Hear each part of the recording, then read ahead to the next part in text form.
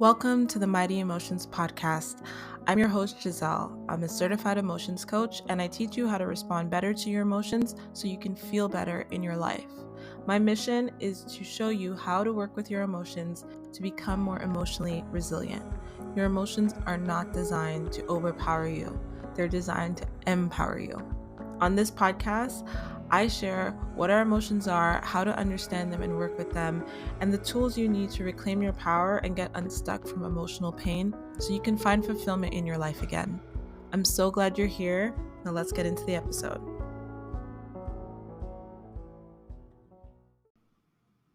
Hello, beautiful souls. Welcome back to another episode of the Mighty Emotions podcast. I am your host, Giselle, and I'm so grateful that you're tuning in today.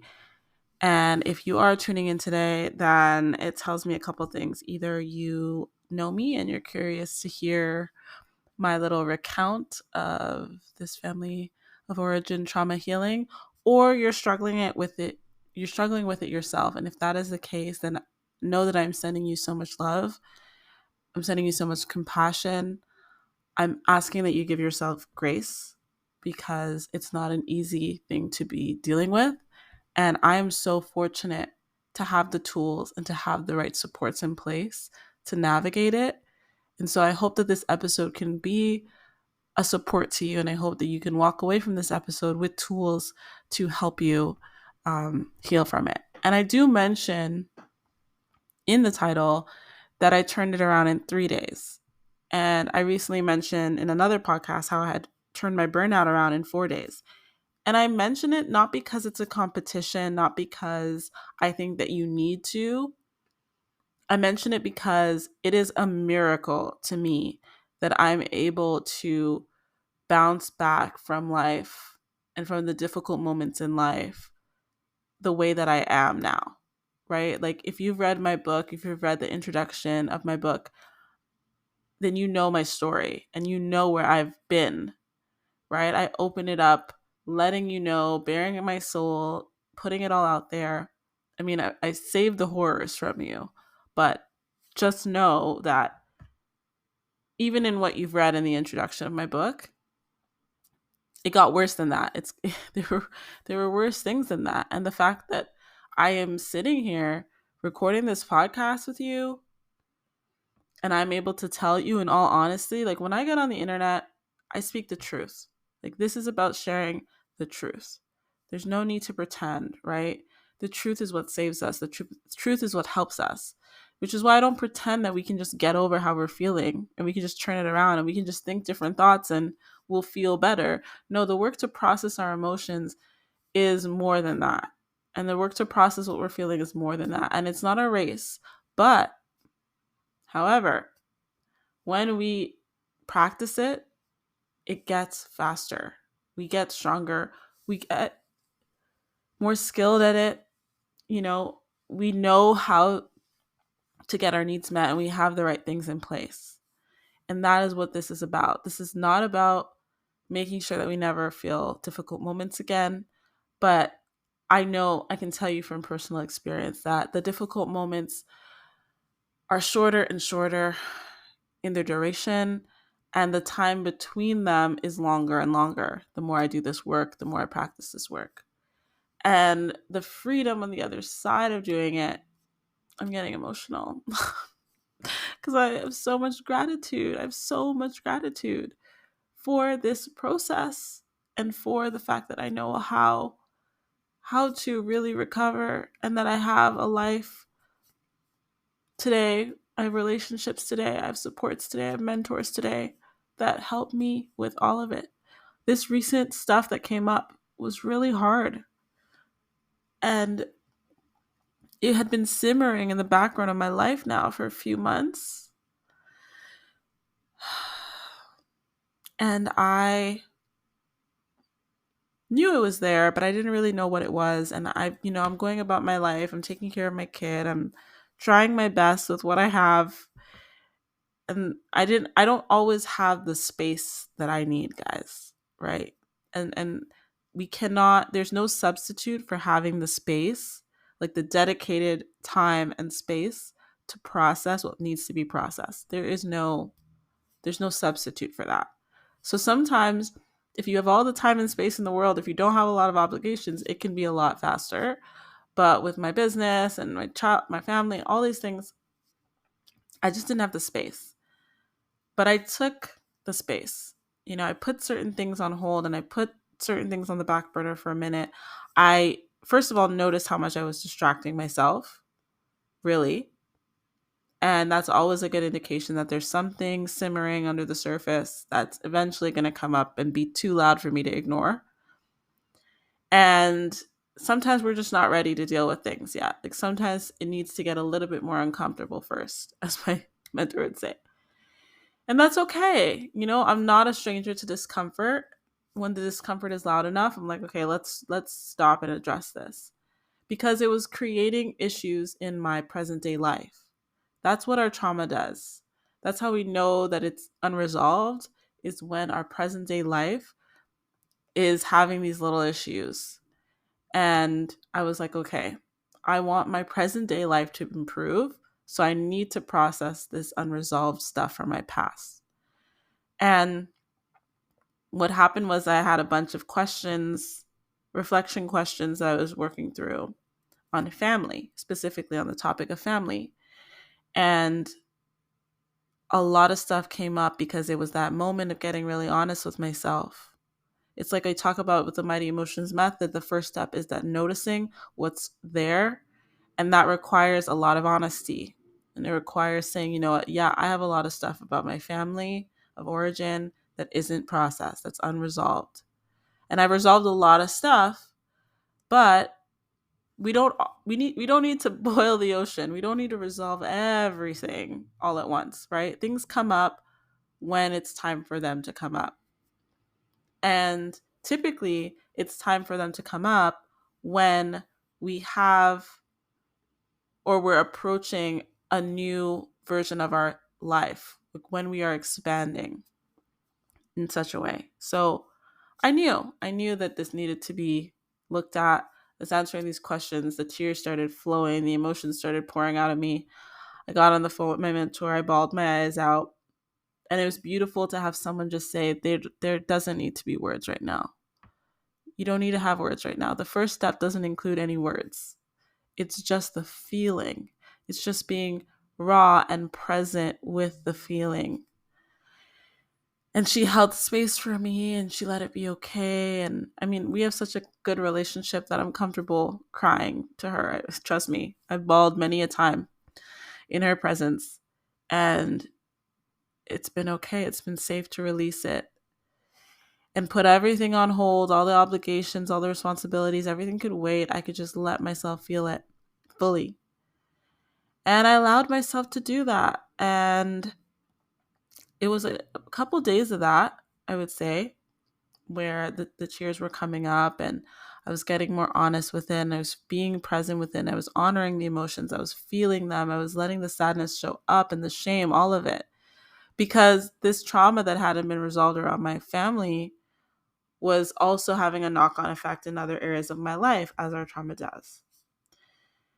And so I allowed myself to feel it, to honor it. And then I got to a clearing with it where I felt calm. And I knew, okay, now I get to look at it. Now I get to synthesize what's going on here, interpret it. Like now we get to the mindset part of it, where we're looking at the stories, we're looking at the beliefs. And what was showing up for me was this attachment to an old identity. It didn't feel old at the time. It felt very real and very present. And that was the identity of the orphan. All identities, by the way, are archetypes.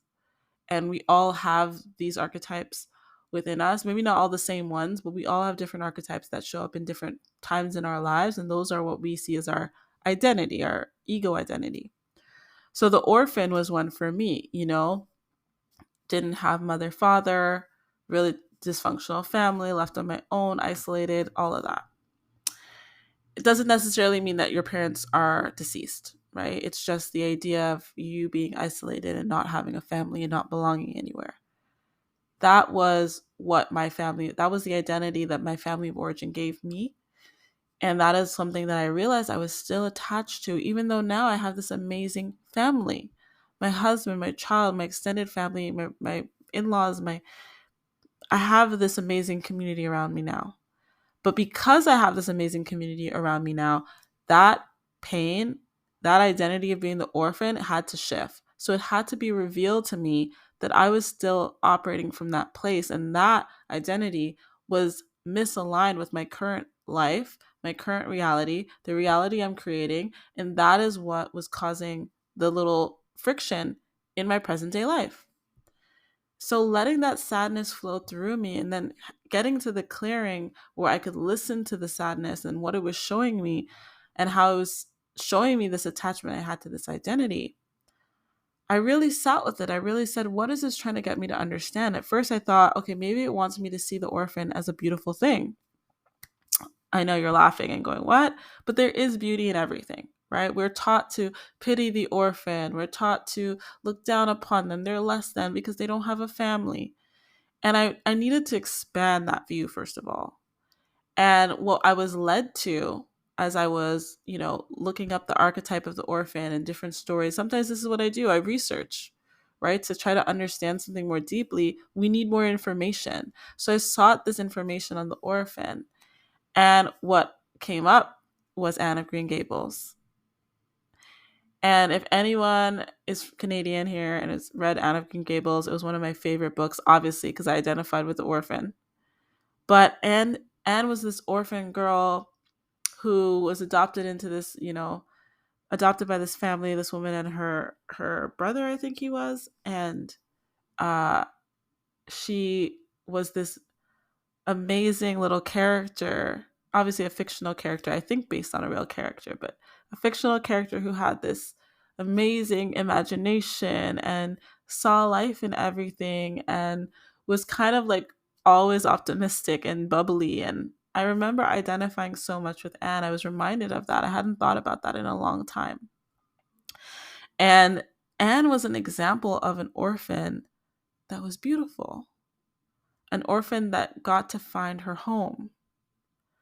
And that is when I realized I could let go of this identity. I was no longer the orphan, that I did not need to remain attached to that identity. I'm not. I am, again, I'm so grateful. I have a team today. I have a family today. And I belong to this family. And I am a part of it. Something that I never thought I would have. It's something that I didn't even realize I wasn't even allowing myself to have, even though I physically have it, because I was still attached to that identity of not belonging. And I'm so full of gratitude.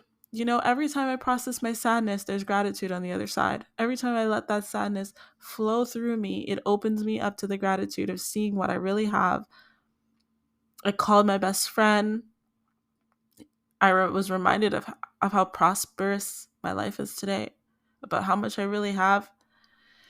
And I was able to say thank you to that old identity, but it I don't need it anymore. The identity I have today is one of belonging, is one of being a team member, being a teammate. Right? I'm a teammate with my husband. I'm a team member in this family.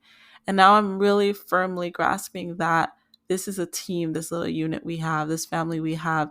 And the same principles and energy that I applied to playing team sports when I was younger is the same that I could bring to this unit that we are in, where we look out for each other and we're strong and we're committed to each other and we're loyal to one another and we help the weakest link, right? We don't put each other down because that brings the whole team down.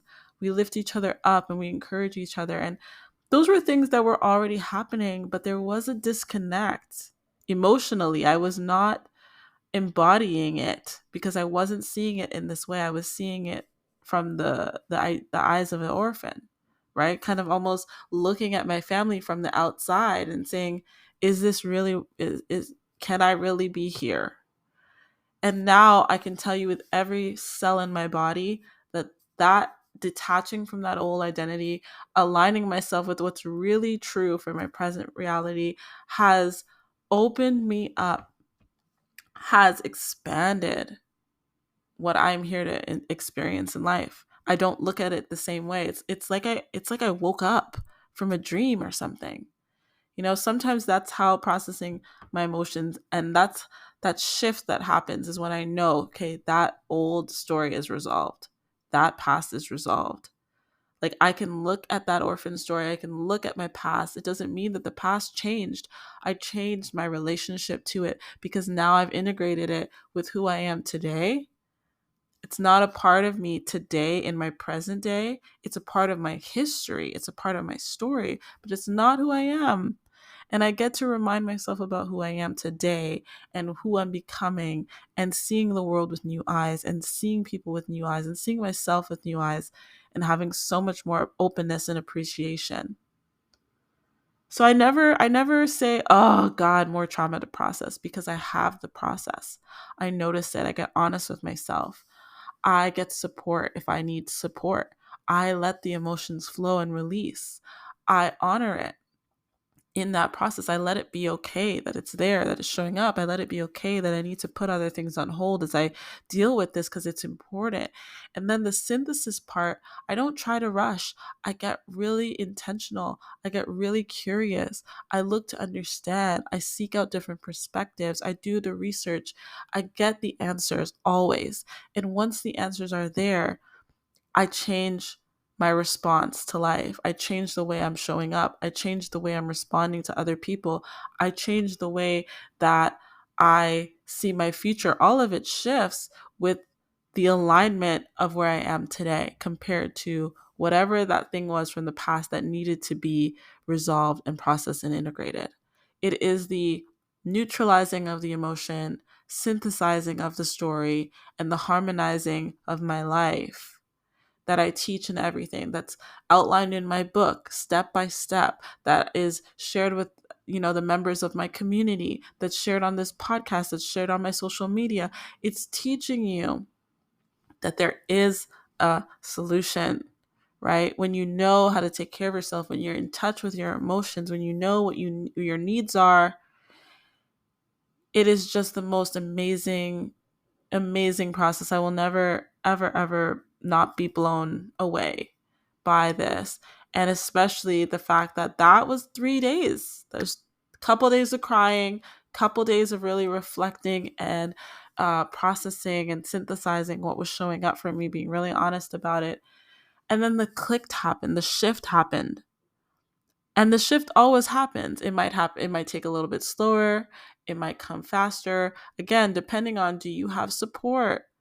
Do you have access to new perspectives? Thanks to the internet, there is a lot of new perspectives, right? Can you stop? Can you put the distractions away for a minute and listen to yourself and listen to your soul and listen to what's showing up? It's important. It's so important. And so I hope that this episode has given you some hope and encouraged you, as I hope all my episodes do, but especially if you're dealing with this family of origin trauma, look at that identity that your family of origin gave you and see if you're still attaching yourself to it, and ask yourself, is that really true of today, of my present day self, of my present day life? And if it's not, what is more true? We're allowed to grow, we're allowed to shift, we're allowed to change, and we change our identities with it. And it doesn't mean that it wasn't true at one point, but it doesn't need to be true tomorrow. It doesn't need to continue to be true today. So with that, I love you guys so, so much for listening. The link to my book and to join the membership is below in the description box, as always. I hope that this episode can really be a light for somebody. And it was really emotional recording this. I don't think I've teared up this much on the podcast before, but I love it because it's all about mighty emotions, right? And there's nothing wrong with it. I embrace my emotions so much today, and that is the key to the prosperity, abundance, joy, love, everything that I have, peace, gratitude, gratitude, gratitude. With that, guys, I will see you on next week's episode. Until then, be gentle with yourself. Bye. Thank you so much for listening to today's episode. It would mean so much if you could subscribe, leave a review, share with your friends and family, and let me know what you think by going to my Instagram at mighty_emotions and connecting with me and letting me know what you loved about today's episode. It really means a lot that you support this podcast, and I love coming to you each week with a new episode. So be sure to subscribe, let me know what you think, and take care of yourself.